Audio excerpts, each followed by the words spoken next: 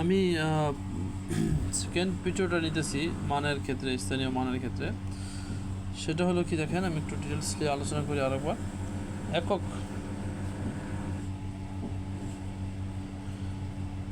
একটি সংখ্যা নিয়ে গঠিত সকল সংখ্যাই কি একক। একটি সংখ্যা নিয়ে গঠিত সকল সংখ্যাগুলো কি, যেমন 1 থেকে 9, 1 2, হ্যাঁ 1 2 3 পর্যায়ক্রমে 9 পর্যন্ত। মানে একক হলো 1 থেকে 9 পর্যন্ত সকল সংখ্যাই কি একক। এখন দশক, দশক মানে কি, দুইটি সংখ্যা দিয়ে গঠিত। দশক কি, দশক হলো এই যে দেখেন, এটা হলো একক, এটা হলো দশক। তো একক দশকে আসলে কয়টা সংখ্যা আসে, এই যে দুইটা সংখ্যা আছে, দুইটা সংখ্যা আসে। এটা সর্বকনিষ্ঠ সংখ্যা কি 10। তাই দশকের ক্ষেত্রে কি, দশক হলো দুইটি সংখ্যা দিয়ে গঠিত সকল সংখ্যাই কি দশক। দশক যেমন ধরেন সর্বকনিষ্ঠ কি 10, তারপরে কি 11, তারপরে কি 12, এরকম দুইটা দুইটা দিয়া 99 পর্যন্ত। দেখেন 99 পর্যন্ত সবগুলি কি দুইটা দুইটা করে, হ্যাঁ যে কোনোটা হইতে পারে, একের সাথে যে কোনোটা হইতে পারে, অথবা একের জায়গায় 9ও হইতে পারে, হ্যাঁ। তো এগুলো কি দশক, দুইটি সংখ্যা দ্বারা গঠিত সকল সংখ্যাগুলোই কি দশক। তারপরে শতক, শতক বা শত, শতক অথবা কি শত, শতক বা শত। তিনটি সংখ্যা, সর্বকনিষ্ঠ কি 100, 100, এটা কি 1, এটা কি শত। শত হলে আমরা কি বুঝবো, যে কোনো একটা সংখ্যার পরে দুইটা শূন্য, মানে যেই দুইটা সংখ্যা থাকবো ওই দুই সংখ্যাই কি শত প্রকাশ করে। তো এখানে কি আছে, এখানে 1 আছে আর এখানে শত আছে, এটা হলো কি শত, আর এটা কি 1। দেখেন এটা হলো 1 আর এটা কি শত। তো 100 আমি কিভাবে ডেফিনেশন করলাম, দেখেন এই দুইটা যখন নাকি শতক আসবো তখন একটা সংখ্যার পরে দুইটা সংখ্যা থাকবো, দুইটা সংখ্যা থাকবো, হ্যাঁ একটার পরে দুইটা সংখ্যা থাকবো, ওটা হলো শতক বা শত বোঝায়। শত কোনগুলোরে বোঝায়, ওই যে দুইটা সংখ্যা পরে ওই দুইটা সংখ্যারে শত বোঝায়। আর তার বাম দিকে যেটা, ওইটা হলো যা থাকবো অত শত। যেমন ধরেন এখানে 1 আছে 100, এখানে যদি 5 থাকে 500, 9 থাকলে 900। তো এটা হলো শতকের স্থান। আমরা এখানে পর্যায়ক্রমে আসতে পারে 101, হ্যাঁ হ্যাঁ পর্যায়ক্রমে 999 পর্যন্ত আসতে পারে। যাই হোক শতক। এখন হাজার, দেখেন হাজার, হাজার মানে কি একের পরে তিনটা, একের পরে কয়টা সংখ্যা, তিনটা, একের পরে তিনটা সংখ্যা, এটা হলো কি হাজার। এটা হলো কি হাজার, তিনটা সংখ্যা থাকলে এটা হাজার। আর এখানে যা থাকবো তত হাজার। যেমন ধরেন এখানে 1 আছে, তো 1000, 1 থাকলে 1000। আমাদের কি জানতে হবে, কি হাজারের যে কোনো সংখ্যার পরে তিনটা সংখ্যা থাকলে সেটা কি হাজার হয়। শতর ক্ষেত্রে যে কোনো সংখ্যার পরে দুইটা সংখ্যা থাকলে সেটা কি শত হয়, মানে তারপরে যে সংখ্যা দেবো ওইটাই, মানে 1 দিলে 100, হ্যাঁ দুইটা।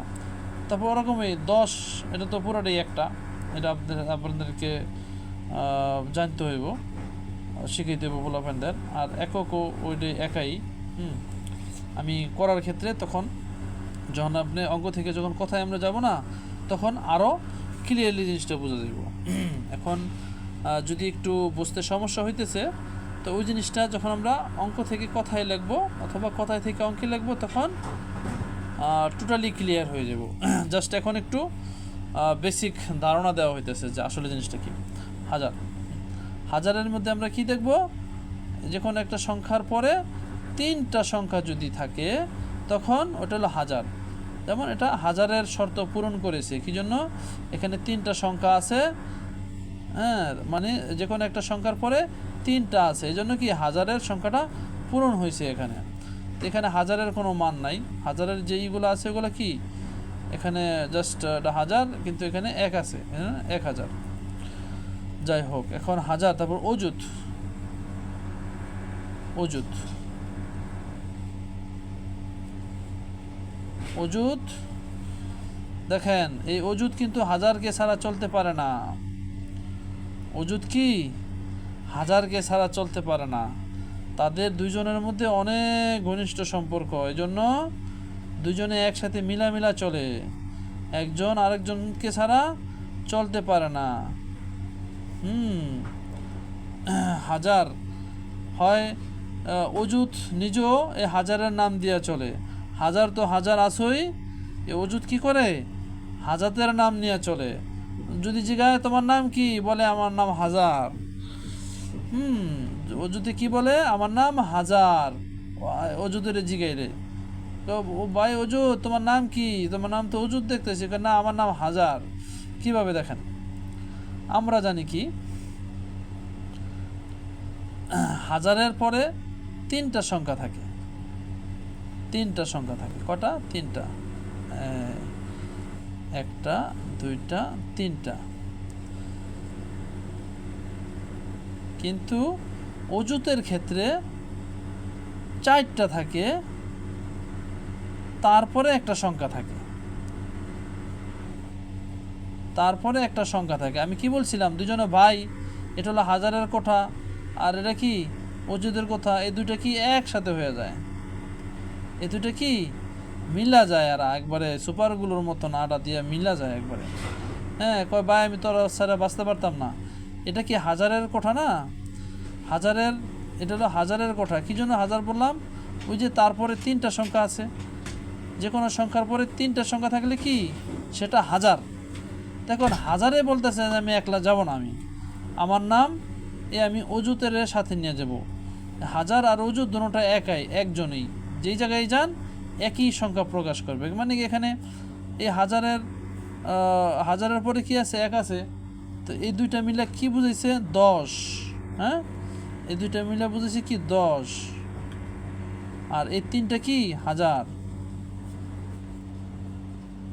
দেখেন কি হলো, 10,000 হয়ে গেছে। তা আমরা কি বুঝলাম, হাজারের ক্ষেত্রে শুধু একটা সংখ্যা দিয়া 1000, কিন্তু যখন আপনি অযুতে যাবেন, মানে এই একের জায়গায় যখন 2 জন থাকবো, তখন এটা কি অযুতে পরিণত হয়ে যায় 2 জন থাকলে। তো এখানে 2 জন আছে, এই 2 জনে যদি ধরেন সাপোজ এখানে 2 জনের মধ্যে শুধু 1 আছে, তখন কি এটা কি শূন্য থাকবো, মানে 1000, কিন্তু এখানে 10 আছে, এজন্য কি 10,000।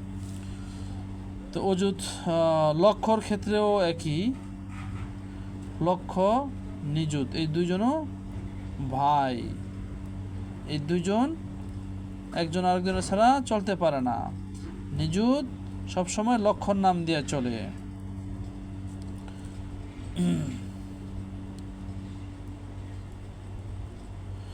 একক, দশক, শতক, হাজার, অযুত, লক্ষ।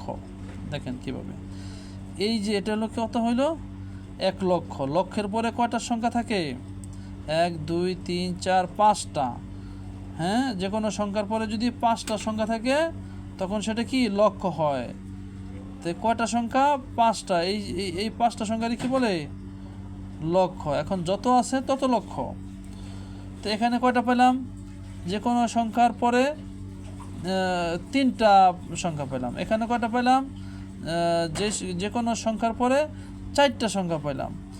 এখানে এই 3 আর 4 দুটোটা একই প্রকাশ করে, সেটা হাজারের নাম বেচা খায়। যাই হোক, আর এখানে কি পেলাম 5টা, এখানে কি পেলাম 2টা। যে কোনো সংখ্যার পরে 2টা সংখ্যা থাকলে সেটা শত হয়। আর নিযুত,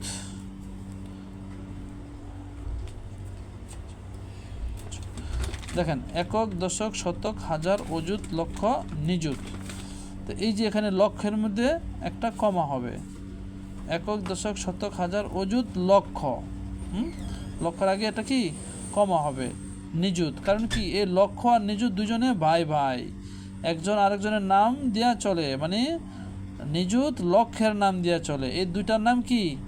লক্ষ। কয়টা সংখ্যা আছে এখানে? একটা, দুইটা, তিনটা, চারটা, পাঁচটা। কিন্তু আপনার যদি বিবেচনা করতে যান একক, দশক, শতক, হাজার, অযুত, লক্ষ, এখানে করা আছে পাঁচটা আছে। কিন্তু এই যে এই লক্ষ আর নিযুত এখানে দুইজন একসাথে মিলিত হয়ে গেছে, এই জন্য কি একক, দশক, শতক, হাজার, অযুত, লক্ষ, তারপরে নিযুত। নিযুত যখন স্টেজটা আসবে তখনই কি আপনারা লক্ষর দিকে চলে যাবেন। নিযুত আর লক্ষ দুজন একসাথে হয়ে যায়। তাহলে কি হবে? এখানে কত আছে? 10। আমরা জানি কি পাঁচটা সংখ্যা থাকলে এটা লক্ষ না? একক, 1 2 3 4 5টা, এটা কি লক্ষ? পাঁচটা সংখ্যা থাকলে লক্ষ হয়। তারপরে এখানে যেহেতু লক্ষ আর নিযুত দুইটা একসাথে মিলা গেছে গা, তো মিলা গেলে কি হইব? এখানে কত আছে? 10 আছে, 10 লিখে দিলাম। তো 10 আর 5টা থাকার কারণে লক্ষ। তারপরে কোটি। কোটি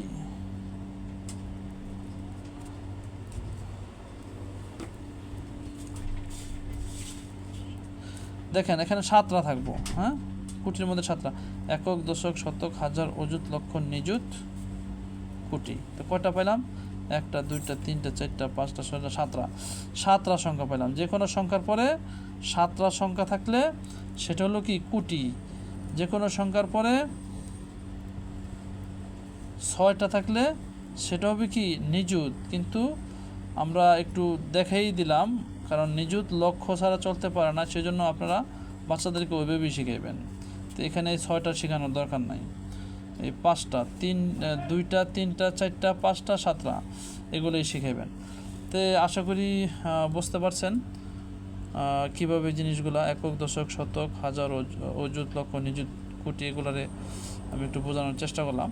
দেখেন নিযুত হাজার একই কথা, অযুত যেটা আছে অযুত আর হাজার একই কথা।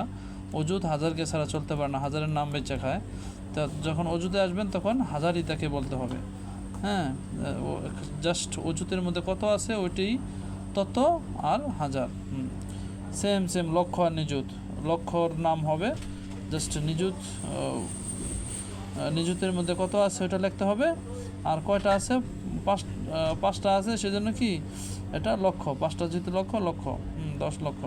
তো কোটির ক্ষেত্রে এরকমভাবে, যদি কোটির মধ্যে যদি 12 কোটি হয় তো 12, তারপরে কোটি।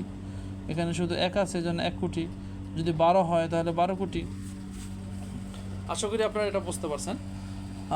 পরে আমি আরেকটা ক্লাস নিয়ে আসবো, সেটা হলো কি অঙ্ক থেকে কথায়, কথায় থেকে অঙ্কে কিভাবে খুবই সহজে শেখানো যায়। ওকে, আল্লাহ হাফিজ।